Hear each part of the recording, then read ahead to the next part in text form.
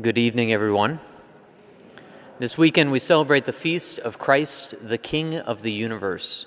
It's always the last Sunday in ordinary time every year. And so the readings this weekend and the whole celebration is focused on this reality, that Jesus Christ is Lord of all, and he's in charge of all. So if Jesus is in charge of all, then why does it feel like things are so off sometimes, especially in 2020? Why does it feel like things are wrong? Why do I suffer? This is the classic and perhaps most often used and most difficult to answer question to Christians. If God is all-powerful, if he's all-knowing, if he's all-loving, then why is there evil in the world? Why is there suffering? Because if he's all-powerful, he'd be able to stop it. If he's all-knowing, he would know that it exists. He'd see it. And if he was all-loving, he would want to do something about it. So if that's the God that we have, and if he's the King of the universe, then why do I suffer?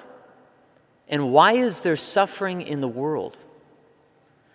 And there's no like perfect answer, and especially when I'm suffering, it's really hard to grapple with sometimes. And yet there is a true and perfect answer, a good answer, a full answer. And the answer is this, that God wants us to be able to love, because that's the highest form of existence. And in order to be able to love, we have to be free to choose. And if we're free to choose the good, that means it's also going to have to be possible to be able to choose the wrong. And when our father and mother, Adam and Eve, chose the wrong, then sin and pain and suffering entered into the world. So why, if Jesus Christ is King of the universe and he's Lord of all, why is there suffering?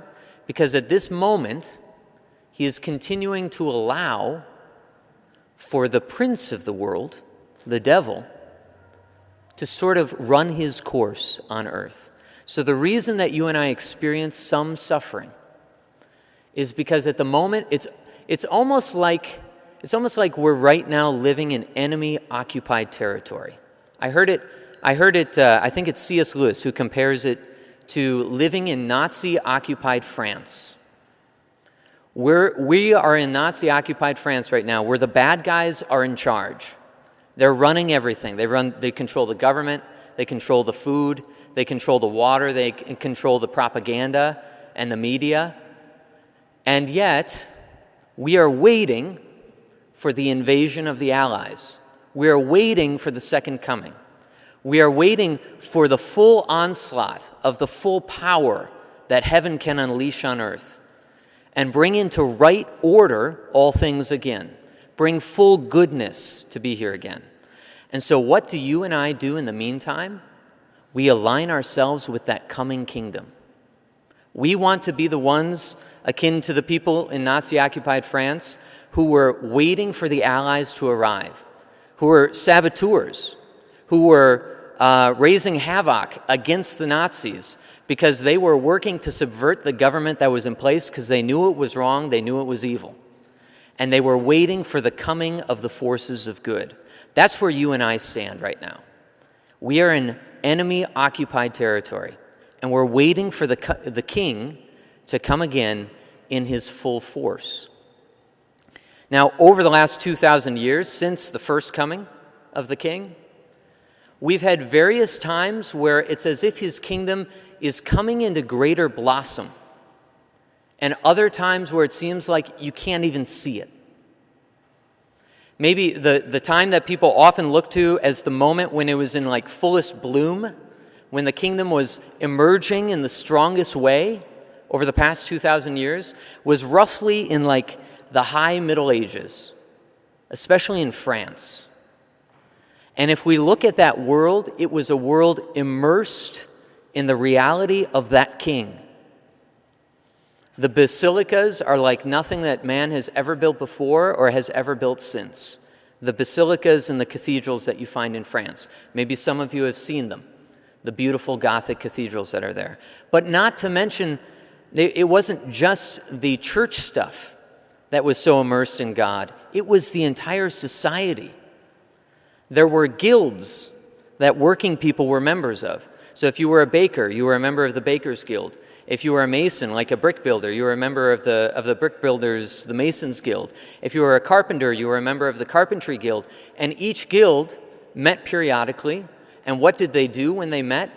They would discuss their work, but they would always submit it under the patronage of some saint.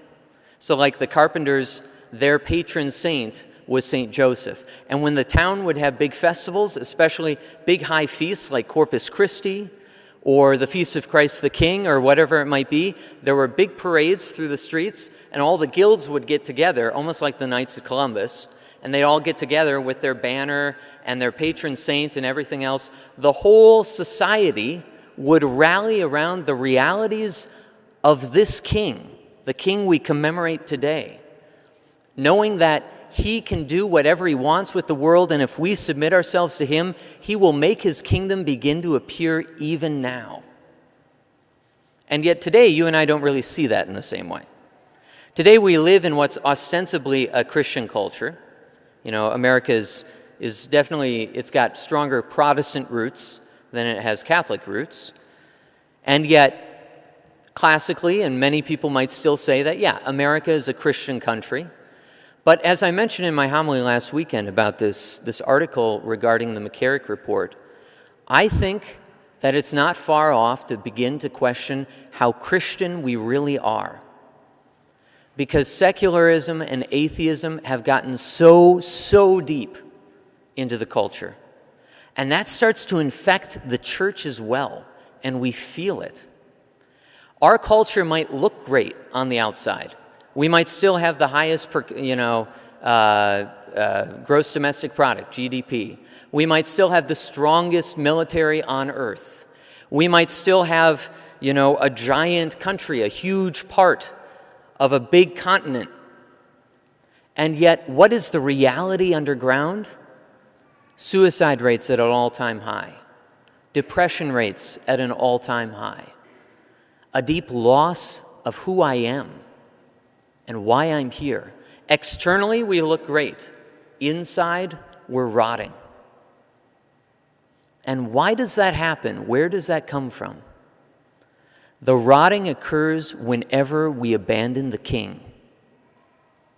If we were living in a good kingdom and we chose to rebel against the king, it would lead to great suffering for us.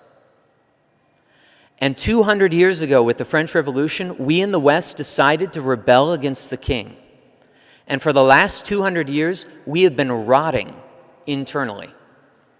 And our whole society that we had built up for roughly 2,000 years has been slowly decaying. A mentor of mine once said, we have been burning our moral capital for the last 200 years. All of this stuff that we had built up, and now slowly allowing it to tumble. And so what must we do? Two things. One, the most important for all of us, stay faithful to our vocation. The King of the universe has a plan. He has a blueprint for the kingdom, and you have a role. And we know our role best by knowing our vocation. And even when all else looks chaotic, when everything else is in flux, when the turbulent winds of the world are knocking against us, if we stay fixed and united to our vocation, God will do great work through us, and his kingdom will begin to emerge again. When men and women abandon their vocations is when we not only lose ourselves, but we lose our society. It all begins to crumble from the inside out. And the second thing that I think we need to do is to pray for a revitalization of vocations to the religious life. And I'm not talking priesthood, the secular, I'm a diocesan, sometimes called a secular priest. Secular sounds bad, but it's secular because we live and work in the world. But a diocesan priest, that's not what I'm talking about. I'm talking about vocations to the religious life. Why? Because every time in church history that we have seen a blossoming of Catholic and Christian culture is whenever religious vocations are strong. Because what are they essentially? They're little houses, or sometimes big houses, where people live who have dedicated their entire life due to the taking on of a celibate life, dedicated their whole life not necessarily to serving others in a tangible, practical, physical, material way, but being set aside as sort of representatives of our whole culture, whose job it is to pray for all of us on behalf of all of us. They spend their whole day, more or less, in prayer, conforming their whole life to the rhythm of heaven. And while they're doing that, and this has happened numerous times in church history, sort of unbeknownst to them and unbeknownst to the rest of us get drawn in by that. The most beautiful places, I realize this in prayer today, the most beautiful experiences and places I've ever been on earth have always been connected to religious life. They've always been monasteries or convents or people who are entering religious life. When I am around that, God touches me and moves me in ways I have never experienced anywhere else on earth. There is something palpable about the kingdom and the king when we are around religious life. The beautiful music of the church comes from our monasteries, the great tradition of our monasteries and convents. The beautiful architecture of our church's tradition comes from religious life. All the beauty that we find in this world comes from God, and it comes from those who are focused and have committed their entire life to God. And so we need to be praying that He do that again in our world. Yeah, we have a Benedictine monastery in Richardton. And then we have an abbey in Richardton, we have a Benedictine monastery in Bismarck. And we have two new religious orders of sisters who have just been founded in this last year. God is doing something in the Bismarck diocese. They're in Mandan and Bismarck, respectively. Why can't we have one in every major town? Why can't we have one in Minot, one in Williston, one in Dickinson?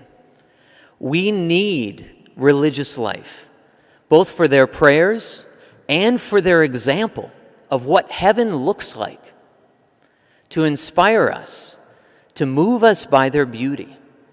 Today we ask Jesus, Lord, overcome this world with your presence again. Send a revitalization of religious life, especially in our diocese, even in our city, Lord, if you want that. We need you to transform this culture. Come, Lord Jesus, come.